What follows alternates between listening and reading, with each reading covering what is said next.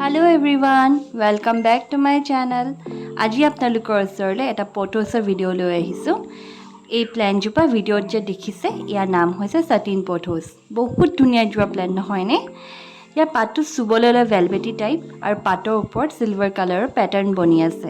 সেইবাবে সিলভাৰ পথছ বুলিও এই প্লেনজোপাক জনা যায়। নাৰ্চাৰীবিলাকত সিলভাৰ মানি প্লেন্ট বুলি ক'লেও আপোনালোকে বিচাৰি পাব। অলপ আনকমন এটা পথছৰ ভেৰাইটি হয়। মই এই প্লেনজোপা ষ্টিক এডাল বনাই ট্ৰেইল কৰিবলৈ দিছোঁ। এই যে ষ্টিকডাল দেখিছে মই নিজে ঘৰতে প্ৰস্তুত কৰি লৈছোঁ। ঘৰতে থকা নাৰিকলৰ বাকলিবোৰ উলিয়াই PVC পাইপ এডাল জোখত কাটি লৈ তাতে বাকলিবোৰ ৰছীৰ সহায়ত বান্ধি দিছোঁ। আপোনালোকে বিচাৰিলে মৰাপাতৰ ৰছী যে কিনিবলৈ পায় এনেকৈ PVC পাইপ এডালত বান্ধি লৈ ষ্টিক বনাব পাৰে, নতুবা দোকানত মহ ষ্টিক বুলিও কিনিব পাৰে। এতিয়া চইল প্ৰিপাৰেশ্যন কেনেকৈ কৰিব সেয়া বিষয়ে জানি লওঁ।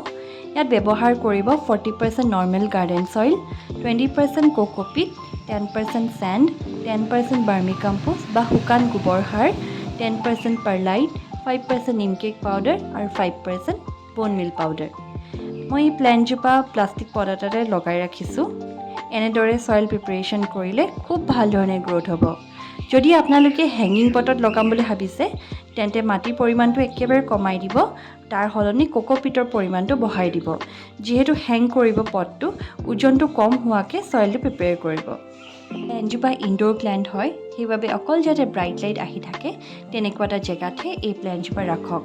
বেছি যদি এন্ধাকাৰ জেগাত ৰাখে ইয়াৰ পাতৰ যিটো চিলভাৰ কালাৰ সেয়া নোহোৱা হৈ যাব। আৰু এটা প্ৰব্লেম তাত আপোনালোকে দেখিব পাব, এখন পাতৰ পৰা ইখন পাতৰ যিটো দূৰত্ব সেইটো বেছিকৈ বাঢ়ি যাব আৰু ডালবিলাক আপোনালোকে দেখি পাব পাতৰ যিটো ঘনত্ব সেইটো নাথাকিব। সেইবাবে ভালদৰে ব্ৰাইট লাইট পৰি থকা জেগাতহে প্লেনজোপা ৰাখক, তেতিয়া খুব ঘন দেখি পাব আৰু দেখিবলৈ খুব ধুনীয়া লাগিব। এতিয়া যিহেতু ছামাৰ ছিজন সেয়েহে পানী স্প্ৰে কৰি থাকক পাতবিলাকক, তেতিয়া প্লেনজোপাৰ হিউমিডিটিটো মেইনটেইন হৈ থাকিব। পানী সদায় চাইহে ব্যৱহাৰ কৰক। যেতিয়া দেখিব ওপৰ মাটিখিনি শুকাই গৈছে তেতিয়াহে অকল ইয়াত পানী ব্যৱহাৰ কৰিব। এনেকৈ যদি ষ্টিক লগাই ৰাখিছে বা লগাম বুলি ভাবিছে তেতিয়াহ'লে ষ্টিকডালতো পানী ভালকৈ দি দিব, যাতে ইয়াৰ যিবিলাক শিপা বা এৰিয়েল ৰুটছ সেইবিলাক ষ্টিকডালত ভালকৈ খামুচি ধৰিব পাৰে আৰু বগাবলৈ সুবিধা হয়। ষ্টিকডালত পানী দিয়া আৰু এটা কাৰণ আছে, যেতিয়া মাটিটো শুকাই যাব তেতিয়া প্লেনজোপাই ষ্টিকডালৰ পৰা পানী ল'ব পাৰিব। এই ডালবিলাক ষ্টিকডালত বান্ধি দিছোঁ। ইয়াত মই বান্ধিবলৈ যিটো গুলি সূতা পাই দোকানত কিনিবলৈ সেয়াই ব্যৱহাৰ কৰিছোঁ। খুব কোমলকৈ বান্ধি দিছোঁ, বেছি টাইটকৈ নাবান্ধিব নহ'লে ডালবোৰ কাট খাই যোৱাৰ ভয় থাকে। মোৰ ওচৰত গুলি সূতাটো থকাৰ বাবে মই সেয়াই ব্যৱহাৰ কৰিছোঁ। আপোনালোকে যদি আৰু সুন্দৰকৈ সজাওঁ বুলি ভাবে তেতিয়াহ'লে দোকানত এটা ৰছী কিনিব পাৰে, তাৰ ভিতৰত তাঁৰ থাকে, সেয়া আপোনালোকে ইউজ কৰিব পাৰে। সেয়াও খুব ধুনীয়া লাগে বান্ধি দিলে। পথছবিলাকৰ এটা কমন প্ৰব্লেম হৈছে, সেয়া হৈছে পাতবিলাক য়েল্ল' হৈ সৰি পৰে। এইটো এটা নৰ্মেল প্ৰচেছো হয়, পাতবিলাক যেতিয়া পুৰণা হয় তেতিয়া এনেও সৰিবলৈ লয়, কিন্তু যদি অধিক মাত্ৰাত সৰিবলৈ লয় হালধীয়া হয় তেতিয়া গম পাব আপোনালোকে ইয়াত অ'ভাৰ ৱাটাৰিঙৰ প্ৰব্লেম হৈছে। তেতিয়া ইয়াত কৰিবলগীয়া এটাই উপায় থাকে, সেয়া হৈছে প্লেনজোপা আকৌ ৰিপৰ্টিং কৰি দিয়ক। নতুনকৈ মাটি প্ৰস্তুত কৰি, যেনেধৰণে আপোনাক আগতে কৈছোঁৱে কেনেকৈ প্ৰস্তুত কৰিব লাগে তেনেধৰণে মাটিটো প্ৰস্তুত কৰি আকৌ এই প্লেনজোপা ৰুই দিয়ক। তেতিয়া আকৌ আগৰ দৰে প্লেনজোপা ধুনীয়াকৈ গ্ৰ'থ কৰিব ল'ব।